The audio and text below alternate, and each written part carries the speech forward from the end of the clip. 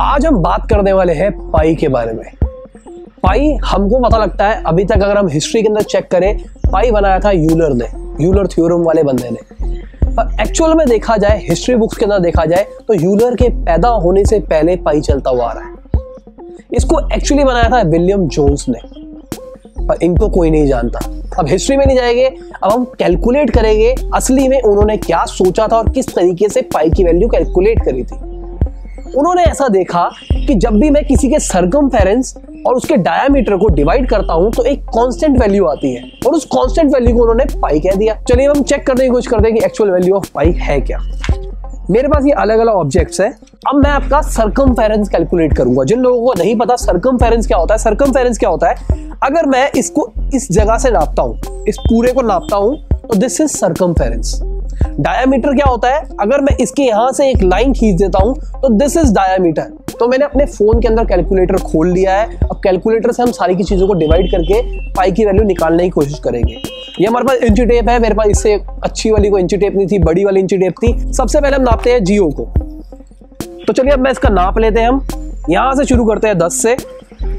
ये centimetre scale के ऊपर चल रहे हैं हम, तो सारी चीजें हम सेंटीमीटर के ऊपर ही चलाएंगे, क्योंकि सिंपल सी बात ये है, अगर दोनों यूनिट डिवाइड होती है तभी वो कैंसिल आउट हो सकती है। 10 से शुरू होके हमारा आ रहा है 30.6 तक, ये सेंटीमीटर्स के अंदर चल रहा है। तो हमारे पास कुछ 26 सेंटीमीटर के आसपास का एरिया है। जो हमारा सर्कमफेरेंस है वो 26 सेंटीमीटर है। इसका डायमीटर नाप लेते हैं। ये हमारा आ रहा है कुछ 8.12 मान लेते हैं, चलिए कैलकुलेशन के लिए। तो अब हम अपना फोन उठाते हैं, इसके अंदर हम डिवाइड करके देखते हैं। 26 डिवाइडेड बाय 8.2, हमारी वैल्यू आ रही है 3.17। जैसे मैंने आपको बताया, कुछ हमारी चीजों के अंदर एरर आएगा, एग्जैक्ट वैल्यू नहीं आ सकती, क्योंकि हम ये इंची टेप लेके चल रहे हैं। अगर आपको एकदम प्रिसाइज निकालना है तो आपको प्रिसाइज वाली इंची टेप लेनी होगी। मेरे को बहुत जल्दी होती है वीडियोस बनाने की, तो भाई मैं वो चीजें ला नहीं सकता था, मुझे आपको चीज डिलीवर करनी थी। अब हम दूसरी चीज को चेक करके देखते हैं। अब हम लेके चलते हैं इस कप को। अगर देखा जाए, यहाँ पे एक सर्कल है इसके बाद, और यहाँ पे एक सर्कल है, 2 सर्कल है। मैं आसानी के लिए ये वाला सर्कल लूंगा, नीचे वाला। वही सेम चीज करेंगे हम। अब हमारी इसकी वैल्यू आ रही है 24, 10 से शुरू किया था तो आ गई 14 की वैल्यू, ठीक है। अब इसका हम डायमीटर नाप लेते हैं। ये है कुछ 4.4 के कुछ आसपास ही लेके चलते हैं इसे।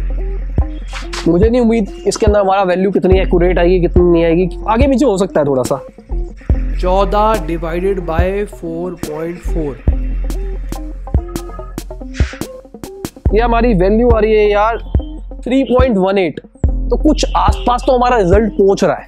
अगर आप देखो, उन्होंने जब कैलकुलेट किया होगा पुराने जमाने के अंदर तो एकदम प्रिसाइज लेके किया होगा, तभी वो साइंटिस्ट थे। तभी हम साइंटिस्ट नहीं है, तभी हम बिजनेसमैन है। तो मेरा आइडिया ये था, मैं आपको समझा पाऊं आप किस तरीके से पाई की वैल्यू कैलकुलेट कर सकते हैं। अब मैं आपको एक तरीका बताता हूं जिसको आपको होमवर्क के अंदर करना है। अगर आप चाहो तो उसके ऊपर वीडियो बना के डालो या कुछ भी करो, मैं आपको एक आइडिया देता हूं। हमको क्या करना है, हमको एक सिलेंडर लेना है इस टाइप का। अब हमको इसके वॉल्यूम का फॉर्मूला पता है, ठीक है। हम क्या करेंगे, इसके अंदर पूरा पूरा पानी भर देंगे नीचे से ऊपर तक। सबसे पहले इसके खाली का वेट लेंगे। मान के चलते इसके खाली का वेट आता है 50 ग्राम। अब इसके अंदर हम पानी भर देंगे। अब जब पानी भरने के बाद इसका वेट लेते हैं तो वो आता है 150 ग्राम, ठीक है। तो हमारे अंदर जो पानी भरा हुआ है उसका कितना वेट हो गया, 100 ग्राम। अब उस वेट को हम वॉल्यूम के अंदर कन्वर्ट कर लेंगे। अगर आप गूगल के ऊपर सर्च मारते हैं कि भाई 150 ग्राम कितने सेंटीमीटर क्यूब के अंदर होता है, तो आपको एकदम एग्जैक्ट रिजल्ट मिल जाएगा। यहाँ पे आपको कुछ मेहनत करने की, कोई फॉर्मूला लगाने की जरूरत नहीं है। गूगल हमारे पास है तो हम गूगल की हेल्प ले सकते हैं। अब हमारे पास सेंटीमीटर क्यूब के अंदर इसकी वॉल्यूम आ चुकी है। अगर हम इसको वॉल्यूम वाले फॉर्मूले के बराबर रखते हैं और इसकी हम हाइट नाप लेते हैं और इसका हम रेडियस नाप लेते हैं, जो मैंने अभी आपको डायमीटर बताया था उससे आप डिवाइड कर देते हैं, तो हमारे पास फिर से पाई की वैल्यू आ सकती है। और इस बार चांसेस ये है पाई की वैल्यू थोड़ी और फ्लक्चुएट करेगी, क्योंकि यहाँ पे हमने 2-3 चीजें और डाल दी है। हमने यहाँ पे हाइट का फैक्टर डाल दिया है, हमने यहाँ पे रेडियस का फैक्टर, डायमीटर का डाल दिया है। उस टाइम एक ही कांस्टेंट चल रहा था, यहाँ पे हमारे 2-3 अलग अलग कांस्टेंट आ गए हैं। अब आप कहोगे तो मैं इसका भी कैलकुलेट कर दूंगा, पर मैं ज्यादा लंबा नहीं खींचना चाहता। मेरा आइडिया जो था आपको समझाने का वो आप समझ चुके होंगे। तो ठीक है दोस्तों, इसी के साथ ये वीडियो खत्म होती है। आशा करता हूँ आपको अच्छी लगी होगी। कोई दिक्कत है, कोई भी प्रॉब्लम है, नीचे कमेंट में उससे पूछ लेना। लाइक कर देना इस वीडियो को, मेरा ऐसी वीडियोस बनाने का बहुत मन करता है। अगर आपको पसंद है तो नीचे कमेंट में जरूर बताना। बाय, गुड नाइट, शब बखैर, खुदा हाफिज, गुड मॉर्निंग, गुड आफ्टरनून, जब भी आप वीडियो को देख रहे हैं।